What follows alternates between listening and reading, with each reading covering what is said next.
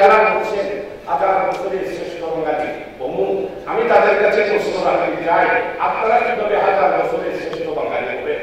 যদি নবাব সিরাজউদ্দৌলাকে বাদ দিই তাহলে তো বাংলার ইতিহাস হবে না। শের বাংলা ফজলুল্লাহকে বাদ দিলে বাংলার ইতিহাস হবে না। সরওয়ারকে বাদ দিলে বাংলার ইতিহাস হবে না। গোলাম আজম রহমতুল্লাহ আলাইহিকে বাদ দিলে বাংলার ইতিহাস হবে না।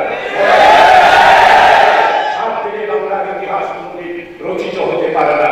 জামাত ইসলামীকে আর ছাত্র শিবিরকে বাদ দিলে বাংলার ইতিহাস রচিত হতে পারে না। আমি বাংলায় ভ্রমণ করেছি, দেখেছি গোয়াল ভরা গরু, পুকুর ভরা মাছ, ভোলা ভরা ধান ধরে টানে বাংলা।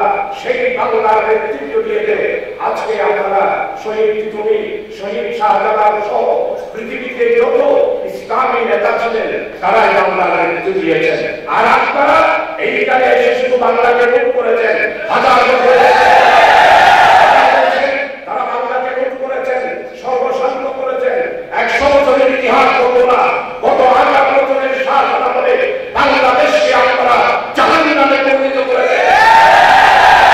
সমস্ত অস্ত্র লুটপাট করে দিয়ে ইউরোপের কাছে আপনারা সেইখানে অর্থ পাচার করে বাংলাদেশকে, বাংলাদেশ ব্যাংককে সর্বশান্ত করেছেন।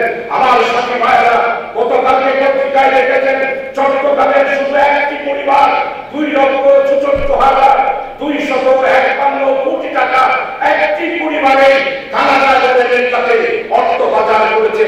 তাই বলতে চাই যারা 1000 বছরে শ্রেষ্ঠ বাঙালি বলেন তারা 1000 বছরে শ্রেষ্ঠ বাঙালি নয়, তারা 1000 বছরে লুটপাট করে বাঙালি হয়ে আমার উপস্থিতি আপনাদের কাছে বলতে চাই বাংলাদেশ আজকে দুর্নীতির দিক থেকে আজকে 1000 বছরে শেখ হাসিনা সর্বশান্ত করে দিয়েছে। দুর্নীতি, অর্থ পাচার, গণতন্ত্র হত্যা, ফ্যাসিস্ট, অত্যাচার, নির্যাতন, নিপীড়ন, গরম সবকিছুর মধ্যে বাংলাদেশ আজকে বাংলাদেশের সিএনএ গত পরশুদিন পত্রিকায় এসেছে 193টা দেশের মধ্যে বাংলাদেশ হচ্ছে 188 মধ্যে যেই দেশ বসবাসে অযোগ্য হয়ে পড়েছে। রহমান বাংলাদেশকে লুটপাট করেছেন, উনি তো দাঁড়িয়ে গেছিলেন কত সুন্দর মানুষ, পালানোর সময় দাঁড়িয়ে সব ছেড়ে পেরেছেন। একটা আর একটা যেমন কমলামসা সেনাবাহিনীর হাতে হাত পুরা পিছিয়ে বানিয়ে ধরা পড়েছে।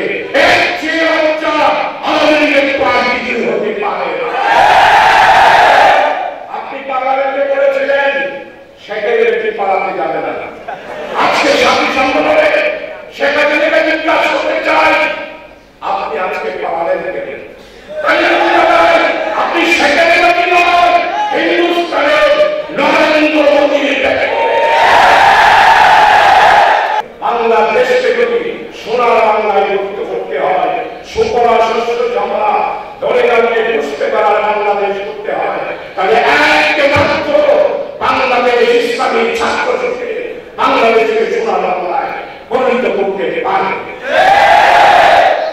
এরপরে আমার প্রিয় ভাইরা যারা শাহাদাত বরণ করেছে তাদেরকে শ্রদ্ধা আমাদের স্মরণ করি।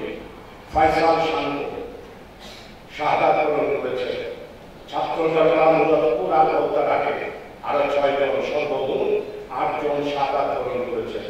বাংলাদেশে প্রায় 1000-এর অধিক, আপনারা দেখেছেন আশুলিয়াতে যে মনোগ্রাহগুলো পাওয়া যাচ্ছে, ডক্টর ইউনূস সাহেব গতকালকে বলেছেন উনি শান্তির সাথে টেলিফোনে গতকালকে আলাপ করেছেন। আজকে পত্রিকায় আপনারা দেখেছেন প্রত্যেকটা যারা নিহত হয়েছে তাদের সাথে উনি টেলিফোনে আলাপ করছেন। বাংলাদেশ বাংলাদেশের বন্ধনিত হয়েছে। প্রত্যেকটা ক্ষতিগ্রস্ত পরিবার, বন্যায় প্রভাবিত পরিবার, বাংলাদেশের সমস্ত ছাত্রদেরকে বিনা পয়সায় লেখাপড়া প্রত্যেক পরিবারকে 10,000 টাকা করে সহযোগিতা দেওয়া অন্তর্বর্তীকালীন সরকার ঘোষণা করেছে। প্রিয় উপস্থিতি, আজ আপনাদের কাছে অনুরোধ রাখতে চাই, বাংলাদেশে যাতে করে আর স্বৈরাচার